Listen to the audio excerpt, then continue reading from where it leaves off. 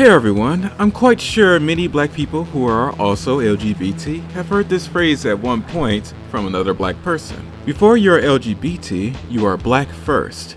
My initial reaction is, that's not how that works. I know how touchy this subject can get, so I'm going to tread carefully, and hopefully everyone leaves this video satisfied whether or not you agree. Hup, hup, hup, hup, hup. Before I get started, I want to say I'm not making this video to place blame on anybody, but instead to explain this unique relationship between black people and black LGBT people. It's based on my interpretation, but done so with the hopes to build an understanding on it. Please don't take my words as the truth about black people, because I'm just one black person, and that's hardly representative of every black person. I think that's how that works, right? Before I can even address the phrase, I need to establish what does it mean to be black. While many people use the race and the identity of being black interchangeably, it's the identity part of being black that's being referenced here.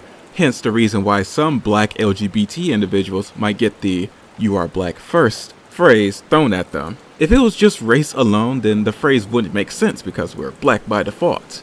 An aspect of one's black identity is forged through the racial injustices committed against black people since our introduction in America. Of course, racial injustice against black people exists outside of America, so we're not the main protagonists of the world.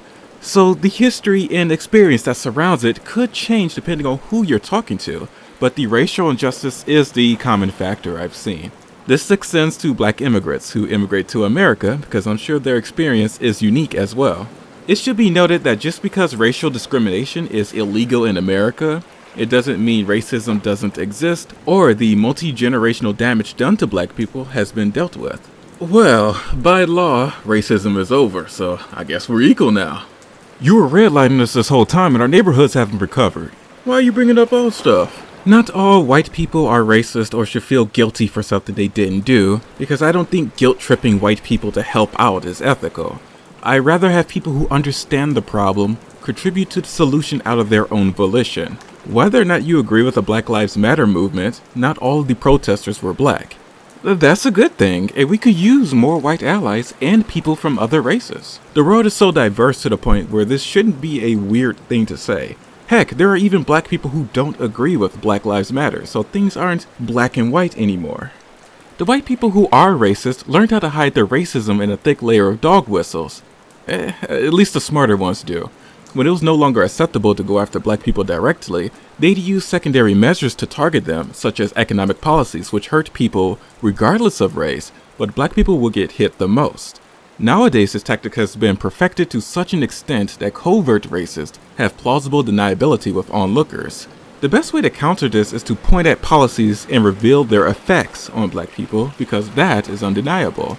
For example, the war on drugs target black people disproportionately, despite white people using illegal drugs at a higher rate than black people. Something isn't adding up here. Due to the original intent being hidden well behind abstract words, we'd be wasting our time figuring out if a policy is racist or not. Maybe it was a genuine attempt at cracking down on illegal drug users, or an indirect way to target black people without explicitly saying so. Or some unknown reason. Don't engage in that. Instead, focus on the results of the policy. The war on drugs has been well documented to be failing at achieving its agenda, so at this point it exists as a policy to lock black people up disproportionately. It's still ongoing as of this video's upload, I should add. I also want to say that based on your personal persuasion, you might say it's a class issue, not a race issue. I don't care how you interpret the problem, just as long as you recognize it's a problem and want to resolve it. Our end goals still align here. The racists online can be frustrating because their anonymity allows them to be overt, and you can't make meaningful engagements with them. My gosh, I tried even when it was clear there was a white nationalist agenda behind their words. Like the masochist I was, I kept trying, but not anymore, and I don't advise anyone else to do so. Just deconstruct their arguments in good faith, indirectly, and leave it at that. I should add that our focus should be on those in actual positions of power, not online political fringes of the internet, in my personal opinion.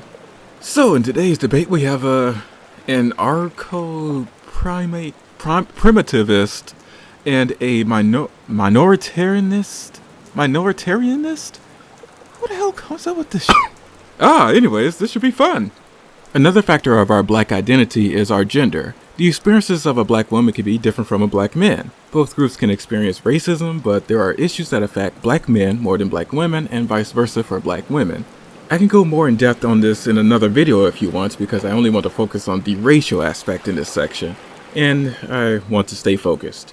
I'm sure there are more aspects to black identity such as class, but I hope you see where I'm getting at here. It's as if your black identity is a result of your experiences as a black person in society. This is why one black person's experience can differ a bit from another depending on how certain aspects line up and interact with each other. This doesn't make one black person more or less black than another, but rather shows how diverse being black is. We're not a single-minded blob after all. Right. Here's something that directs us back to the topic at hand. When people say you are black first, I landed on this interpretation. It means you should fight against racial injustices towards black people and work in the interest of black people. You can correct me if I'm wrong. I don't disagree, but it seems this phrase is often said towards black LGBT people as if LGBT is excluded from being a part of one's black identity. I get it, there are still racial inequalities that have yet to be resolved, but LGBT people can be black too. That certain intersection of black and LGBT have unique issues that need to be addressed, and that doesn't make them less black because you're not fond of LGBT individuals. Based on your experiences, you will accumulate issues that resonate with you, not just one thing. You can't force someone to only take up one issue because that's not how humans work. Due to my experiences, I care about issues that affect both black and LGBT people, among others, because they contribute to my overall identity and fit my personal philosophy. I reckon everyone else is the same. So let's have some empathy in here. Shut up! I'm moving away from people who mean well when saying you are black first to people only saying that quote as a way to intentionally shut black LGBT people up or dismiss their issues.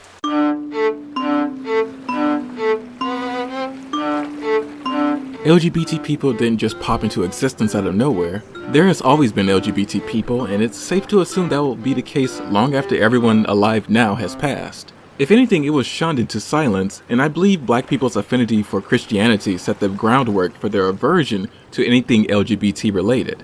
Christianity doesn't speak fondly of LGBT people, so it makes sense that after generations of traditional family values being passed down, that doesn't leave much room for black LGBT people to be welcomed by other black people. Keep in mind that during the Civil Rights era, Christianity played a huge role in getting things done, and Christianity was highly valued in the black community. There was an image that a black man and a black woman had to maintain, and any deviation would be considered going against what they were fighting for. For example, there was a black civil rights activist named Bayard Rustin, who played a big role in the movement and was Martin Luther King's chief organizer. He was the one to teach Martin Luther King the pacifist approach as a legitimate strategy, which he himself learned from Gandhi. Bayard Rustin worked with Philip Randolph on various proposed marches on Washington, D.C. to protest segregation in armed forces and in the defense industry, and organized freedom rides to challenge the non-enforcement of U.S. Supreme Court decisions which ruled that segregated public buses were unconstitutional. Because of Bayard's sexuality, he often had to work behind the scenes during the civil rights movement, which is why most people don't know who he is, despite the significant work he's done for black people. Later on in life, he became more open about his sexuality and helped the gay rights movement as well. There are other black LGBT civil rights activists out there who are not well known, and it will be cool to shine light on them in another video. Their fight for LGBT rights didn't just end at being LGBT, because being black and LGBT means you can't ignore one over the other, much like Bayard Rustin, who fought against both issues. This isn't to say black issues and LGBT issues are a one-to-one match, because that's not true. However, when you state the phrase, "you are black first," while disregarding a significant portion of the black population, then it comes off as disingenuous. Okay, I'll move here and fight against black injustice while being LGBT inclusive. What? I just want you to drop the gay stuff when talking about black issues. That's about where anything meaningful from the conversation would end. Shouting and talking over each other galore. It's a tricky situation because any attempt to bring up black LGBT issues amongst a crowd of non-LGBT people is considered shoving the agenda in their face. Just the mere existence of the issue. I'm sure there are black people who disagree with me about the black LGBT community and bring up a plethora of stories they've seen in person or on the internet that paints black LGBT people in a bad light, using that as justification as to why they can't bridge the gap between them. Sorry, but that comes off as prejudice. I'd like to think I'm reasonable, and I just so happen to be black and LGBT, and I'm sure that I'm not the only one. If I'm still considered to be part of the worst aspect of the LGBT community in your eyes, then I have to draw the line there. I'll just communicate my ideas amongst those who are serious about black issues while also being LGBT inclusive. No one's going to stay in a space where they're getting the side-eyed treatment. There are even conspiracy theories made by certain black people stating that white society wants to feminize black men and masculinize black women for population control, but this is just hateful and does nothing but alienate black LGBT people further. Granted, most black people who believe that conspiracy theory most likely want nothing to do with black LGBT people. However, believing this conspiracy theory to be true and wanting black LGBT people to work with you are mutually exclusive. I know this is personal, but growing up, I slowly figured out I was a little different. I had slip-ups here and there, but I learned how to present myself and play within the rules. Since I was religious, there was a bit of self-resentment, and eventually that turned into self-acceptance. I was only around black people all my life, so where was white society convincing me to be a bisexual, gender non-conforming man? How could you tell me, who realized I was LGBT myself, apart from those who were converted by the gay agenda? There's no good utility behind saying this. It's a harmful thought process which only serves to divide us further. If you want black LGBT people to be black first, then that means embracing them regardless of their LGBT related identities. There will be people you just don't get along with, and that happens even between non-LGBT black people. Just don't let someone's identity be the thing that turns you away, but instead, the ugliness of their character. You're ugly. Seriously, I am tired of you showing up on my channel. I always knew you were a mark. What does that mean? The people know it too. Okay, you are seriously getting... Mark I don't care how many of you show up. I'll take you all down. Okay, I'll hit the gym.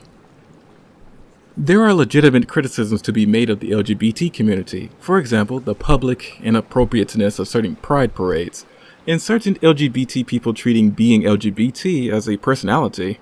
Like, awesome, you're gay and or trans, but who are you as a person? The problem here is when a criticism is being made on the LGBT community, some people use that criticism to justify invalidating their identity, or mix it in with bigotry. Another thing of note is, even though it's called the LGBT community, we're not all on the same page. When I see criticism on LGBT people, it's done thinking every LGBT person think alike. So when an LGBT person does something questionable somewhere online, and I'm the only LGBT person in the area, I might get approached as if I have to defend the actions of someone I don't know. The only thing we might have in common is our LGBT identity, and that's enough for some people. Believe it or not, we have right-wing LGBT people, and I'm quite sure they are more than willing to talk to you about the left. Now is as good a time as any to talk about the bitter black LGBT people. Perhaps bitter is not the right word here. Hurt, maybe? I'm not sure how sizable these people are, but they do exist. These are the black LGBT people who experienced bigotry from other black people and sort of use that to resent the black community as a whole. You'd hear them say something along the lines, "Before a white man called me a slur, a black man did it first." So therefore they want nothing to do with any movement dealing with the racial aspect of black issues. I don't agree with this sentiment, but I understand. If I'm ever in a space where everyone is talking about black issues, I'd dread it if the conversation drifts towards LGBT people, because there's a good chance that the black people there would invalidate my identity. However, I know I shouldn't generalize the black community as a whole. I know there exist cis straight black people who are allies of their black LGBT peers. It's not fair to cast resentment on people who understand you just because you run into some black people who don't. To these LGBT people, I'd say, don't fight hate with more hate. Where the black community stands now is not as stagnant as it was regarding black LGBT people. While the issues I talked about a moment ago still persist, I'm seeing the attitude shift away from, "You're an abomination," to, "I don't agree with your lifestyle, but you should live it." It's miles better than where it was, but there's still work to do.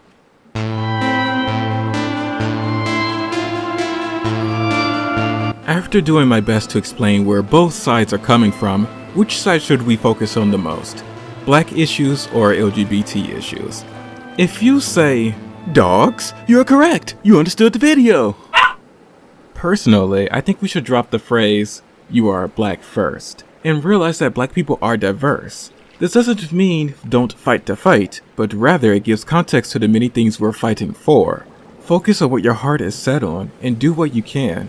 While doing so, don't disparage those who don't apparently align with what you expect them to do. You might be surprised by how much you have in common. Sure, there are the Candace Owens types whose grift is to regurgitate alt-right rhetoric, which will clash against what many black people advocate for. Obviously, that can't work, but don't be too quick to burn bridges amongst other black people because you find LGBT people to be icky to look at. Strength in numbers, right? Once again, this was a touchy topic, so feel free to express your opinion. Anyways, I gotta go. Be nice to one another and take care of yourselves.